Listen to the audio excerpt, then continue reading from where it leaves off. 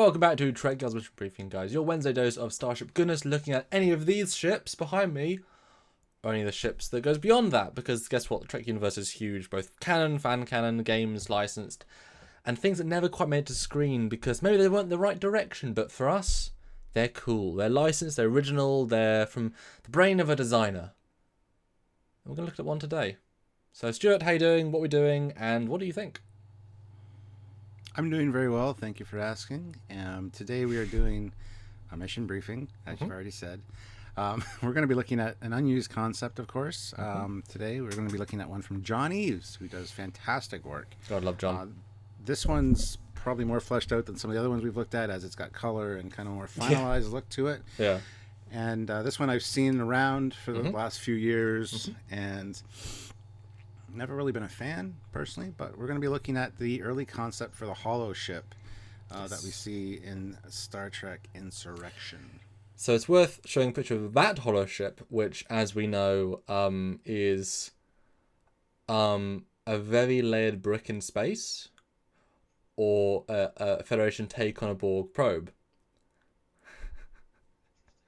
So not much going on there, and it's just, I mean, it makes sense to me because it's just a big warehouse with wheels, in essence. This, however, obviously, now John did two other concepts that have been released for this Holoship. We'll look at the other in time. This is the most Federation-y of the two.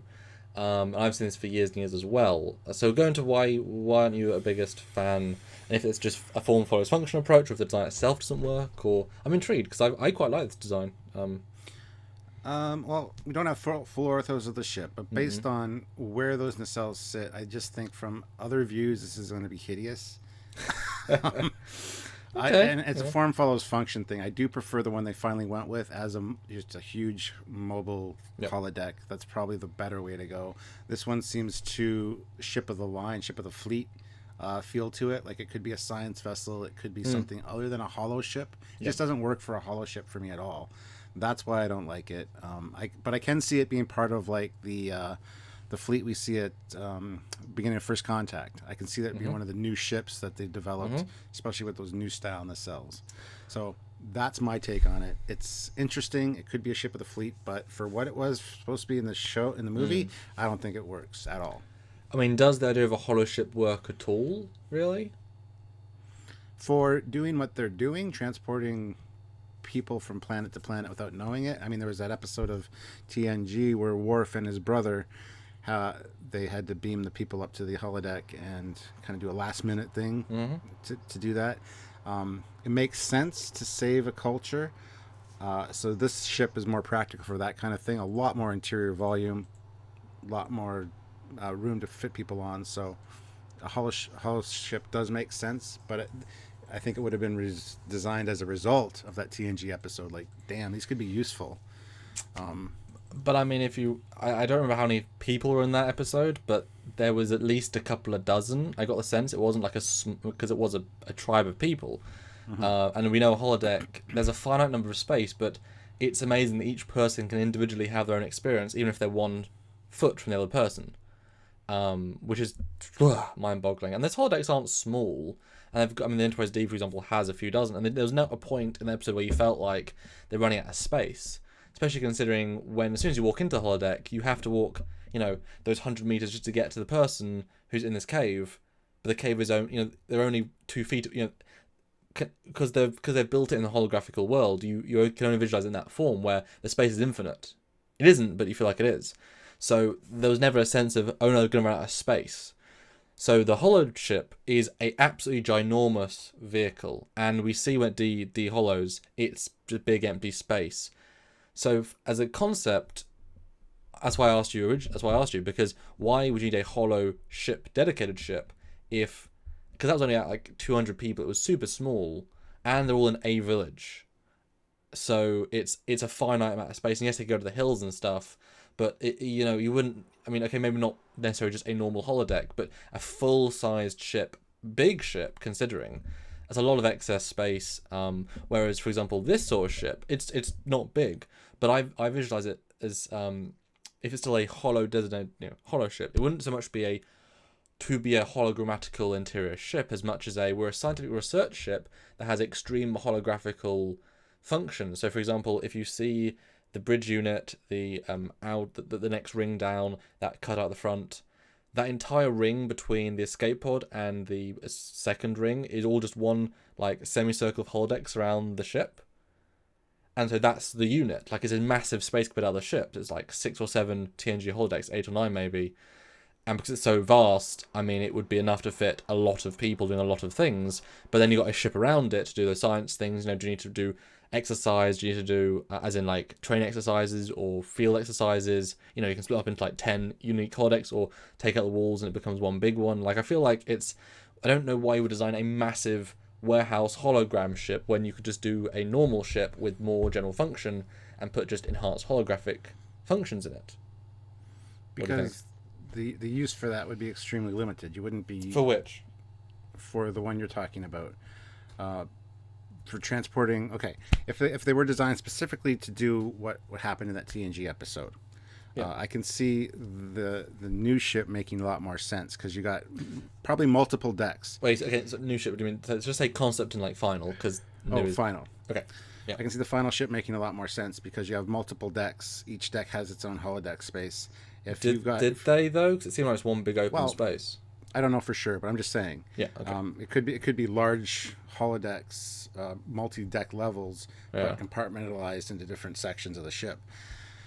But all connected should they need to be. Because if you're transporting more than a small village like the Baku, like 200 people or whatever, if you're transporting more than that, like a planet-wide thing, or multiple tribes, you could have different tribes on different decks, different holodecks, so they don't know how. They're not going to interact with each other. Well, we saw that in a Voyager episode where they had different enclosures. It was a space station. They had holographical areas, and it was, pens. It really was. Yeah. So I can see it making more sense that way, and being like the top deck being all the bridge, their science labs, whatever, and then the next 2, 3, 4 decks maybe. I can see it being like four decks thick. Those could all be holodeck and be able to transport a hell of a lot more people than this ship, because with the concept, if it would have to be immensely huge to do what you want it to do, because of the shape. It's kind of restrictive, as it's a oval, and it tapers at the end. It's limiting your space, whereas when you got a box, you can fit a lot more people, a lot more holographic technology in there to transport large groups of people. That's why I think what you explained might work better as a science ship or a first contact ship or a survey ship. Yeah, that's why I was sort of pitching it as. Yeah, maybe beam some people up without their knowing. But see, observe them. I mean, just that whole idea is so like anti-Federation. To a degree, yes. You skip a first contact by beaming them to your ship and faking they're in their environment so you can study them. That's ethical. Well, yeah, I guess, but I just don't see that concept design being practical for a final version of what this ship should be. It's just that we never really got a sense of the limits of a holodeck. I mean, think about Fairhaven. One single holodeck room. Not a big room. Entire city with and they never had a limit of people in there. And each place has rooms. Each room has holographic people walking around. So that means that any individual human in this scenario, the room is not there. The hologram person might be prospectively inside another person's holographic box. Yeah, well, I mean, I just wrote a script on the holodecks, which we're going to film and share with you guys. That's exciting. But it could be true. It could be to the point where every person literally has a holographic box around them that the computer is assigned to them. That has depth of field, that they can move their arms, and when they walk, everything changes. So you could be right beside other people. And not know it. And I think that's the only way that would work, especially in that episode of TNG. But that's the point. Then you don't need the biggest ship ever. If you're moving a planet worth of people or a continent, yes, you would. Yeah, but there's such a.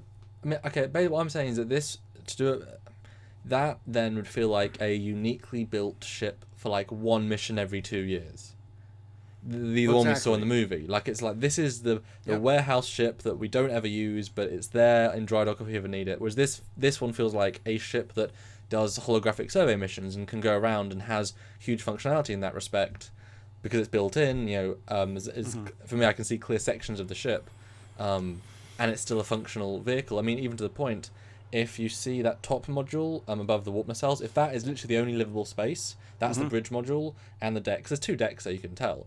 And the entire saucer is just one big hologrid with obviously the escape pods and such. That makes more sense to me. A massive amount of space, and it's a functional starship. I mean, you don't get a sense that the holoship is fast, maneuverable, has any abilities beyond whatever. So again, it's that brick in space that is useful for maybe one mission every 2 years. I'm just thinking, like, if you're designing a fleet ship or a ship that, like, it's pushing it a little bit, but do you think then that if they knew about this mission a while, do you think then the Admiral commissioned that ship? Because it's a brick. I'm sure and the technology isn't new, it's just the old stuff. Do you think you could have that built in like 6 months with a full shipyard working? It's just yeah, so do you think that was a custom built ship for that? Because then if they said, right, we need this much real space, because they're going to beam up, because did the Admiral know they were warp capable? Did they know they had, no, okay. Because if you thought they were clever, I would actually beam up their physical buildings, because they would know their own, they might be able to knock on wood and feel it was wrong. The computer can only design so much, and so you'd need a physical, real space of this is the village, and have it be real, and then everything around it like a green screen. It's like you have physical props to interact with, and everything else is fake. And then I could see it working because they're smart enough to know. But the whole decks are so like limitless in potential that, just that size of ship is so like so specific to me. Whereas this feels like an actual ship that you could. No, I totally buy that. I mean, okay. And you're right. The final version seems like it's one that you would pull out when you need it.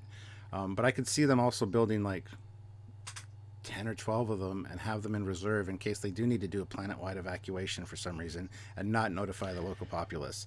Then you could station the ships around the planet, beam people up, get them to a new planet. But the problem with that, I mean, they specifically didn't. They let that child die when a volcano planet was blowing up. Like, you can't save people whose natural evolution is going to destroy the planet. That's one of the prime directive things. If it's going to happen naturally, it's going to happen naturally. True, and the TNG episode was because Worf's brother was there and screwed everything up. Yeah. And they had no alternative. So what's the function for a ship that big? That's what I mean. Holodecks almost just make sense as training and recreation. Mm-hmm. Because there isn't, you know what I mean? I mean, if they're doing that many secret missions, that's why if you double down on the unique factor, I don't want to say Section 31, but if it's a Section 31 ship, this is we built this ship to steal people, to steal a planet. Well, in that case, I could see them using that technology, if it's Section 31 or whatever, as you were saying, to beam, beam a bunch of Klingons off their own ship, put them on the holodeck thinking they're on their own ship, and get secrets from them, get access codes, get stuff like that, because you can see them punching them in. Uh-huh. Like Enterprise. For Subterfuge. We did that fake craft. Yeah. But then again, that's also not very Federation. That's, again, it would have to be Section 31 or Special Ops or something where, again, in that case, you're right. You wouldn't need the final version that they came up with. The concept version would be more than acceptable because it'd be a shipload of people. Much more manageable than different colonies or whatever. So now that you've said that it's kind of unethical to move people planet to planet, I agree with you. And that was a one-time kind of situation on TNG that was their hand was forced. They had to do it. And besides that, his brother was on there, or his cousin, or whoever he was. Oh, his human brother. Yeah. So it was kind of like a little bit of a unique one. And obviously he gave him no choice. So, because the Klingons have got prime directive, they'll shoot any planet. No, so I like the concept design. Even though I think it'd be ugly from certain views, but I can see it's, like I said, fitting in the fleet with First Contact, right up on the Steamrunner and the Norway, which aren't the most attractive ships either. But yeah, it's having a specific purpose, and it looks to me like this is a science ship. Yeah. Whereas the other one? The other one could have been purpose built, the final one, by that admiral for just this thing, and it was kind of subterfuge and done in secret. Because that would make that I think would make more sense than anything else. Yeah. I mean, obviously for this design, this episode didn't mean to be about the Holoship as a concept, but for this design, I mean, do you think there's a secondary hull underneath, or just an inbuilt deflector like the Akira? So we need something. I would think that it doesn't, because usually John would try to show something like that off with a different angle or something. It's hard to say. It could have a secondary hull very easily, but I just assume it doesn't, and it has like a lower deflector kind of built in, Voyager style on the bottom or something. Yeah, I'm thinking Akira with like a nice soft underbit and then some landing legs, because it landing ability clear. It's so flat. I mean, it makes sense to. And one thing I've been thinking the entire time that I didn't mention until right now, it's interesting that parallels in design do happen. Not just the accidental with the E and the Voyager having lots of similarities, because that's just where people thought design should go. But John does have a tendency of using his own designs, which is fine, because they're his designs, they're canon, not canon. But does not the bridge module look exactly like the Europa's bridge module in his concept? Like, Yep. Even functionally. Plug and play. Yeah. Yeah. Well, one thing I noticed. I should say his concept is a torpedo launcher, but I mean the final has the exact same module, but it's the same shape. It's just replaced the function. Yeah. One thing that I noticed while you were talking is the limited amount of escape pods on this thing, which makes me think that the crew is very minimal, unless there's more along the bottom, which there possibly could be. But we know that with the Enterprise E and other ships of the era, there's those styles, but all along the saucer, and it's 8 people per escape pod. 8 to 12, I think. Yeah. Yeah. Rick was telling us it's a good way to determine the crew complement, and that'd be fine for me. What are you going to leave the people in the holodeck? Well, if you've taken them without their knowledge, I mean, at some point it's like, well, shit. Just eject huge holodecks into space. Yeah. They'll run out of air eventually. But no, I thought it was interesting to point that out, the lack of escape pods on this thing, which means very minimal crew. Interesting. And what do you think about those engines? 'Cause they're very much like the shuttle from Insurrection 2. Yeah, I was just going to say that. I do like the design. There's nothing about the nacelles I don't like, really. Just put them on a better looking starship, in my opinion. I know. I don't like that they come to such a sharp point at the front. It feels very contradictory to what you would do with that. Feels like trying to be aerodynamic in space. It feels like Tholian-y. Like it's not as designed as it should be. You know? Like just smoothing out the edge would be instantly a thing. Although I do like if you look at the back.